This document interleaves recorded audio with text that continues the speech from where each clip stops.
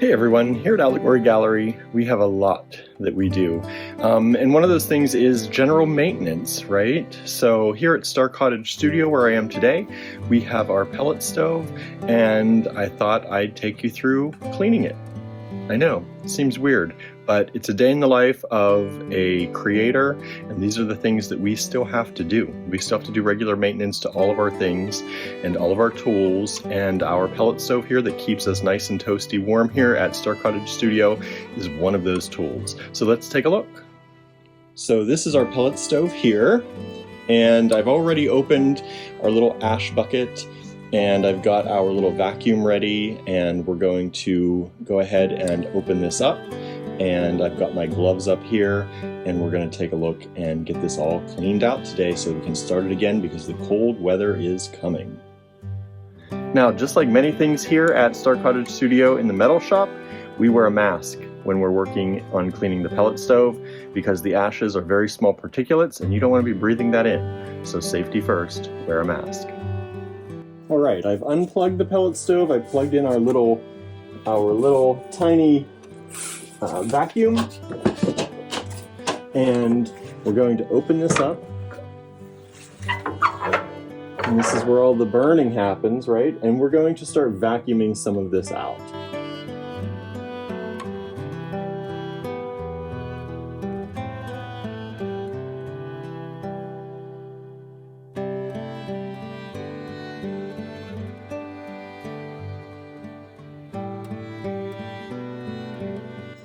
Okay, now that we've done that, we're going to get out our bucket.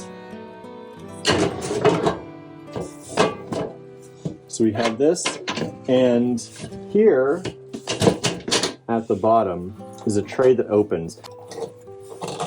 There we go. I always like to vacuum it out a little bit because there's a lot of ash in here.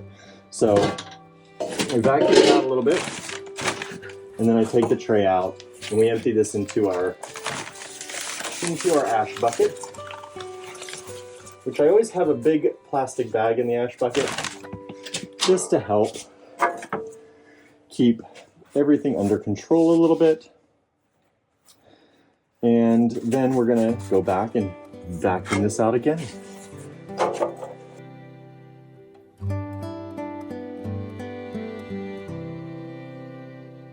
Now, inside of here, you'll see the little burn box.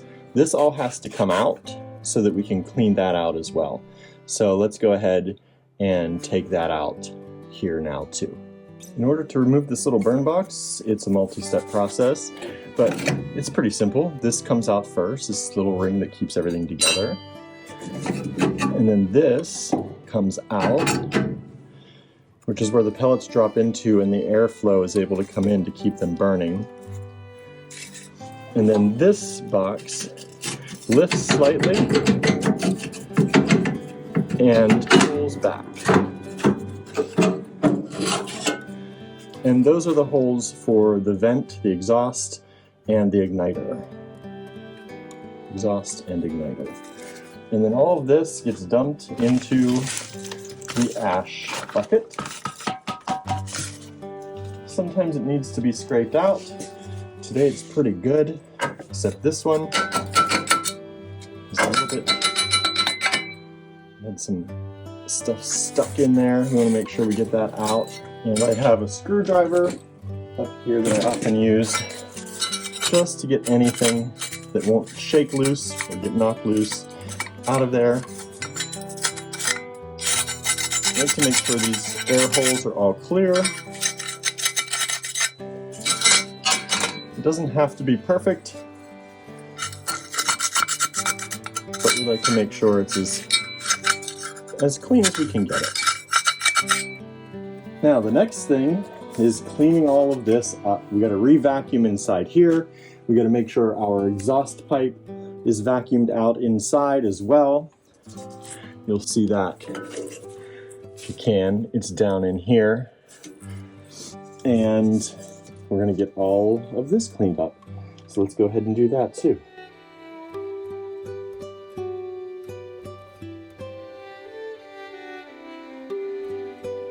Next, there is an upper plate that must come out, and it's a little tricky.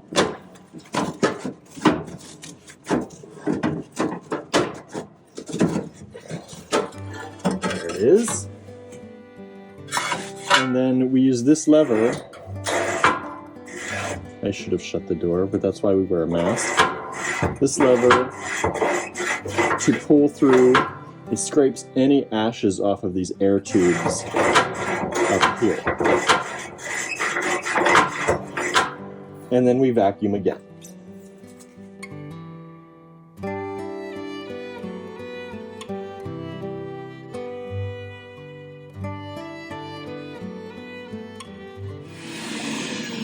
And of course you can do a lot of this in the same stage. I like to clean out between every stage. Maybe it's just me, but I like to make sure I have a clean layer, and then I do something else, and then I do the cleaning again, instead of trying to do it all at once. Especially because we usually have a lot of ash in there anyway. Next we put it all back together. So we got to get that upper plate in. So that goes back up in here. And you have to angle it in, and then it drops right back into place. And then we're going to take this big piece of the burn box, and we have to slip these holes over the ignition and the exhaust pipes. So we're going to line those up, and it drops right into place.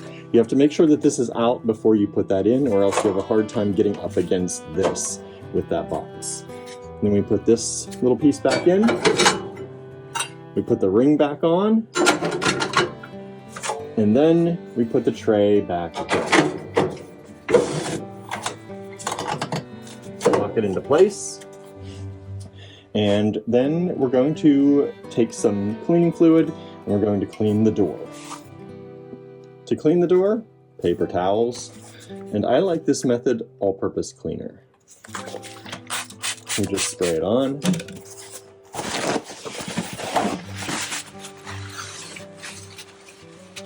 And we wipe it off.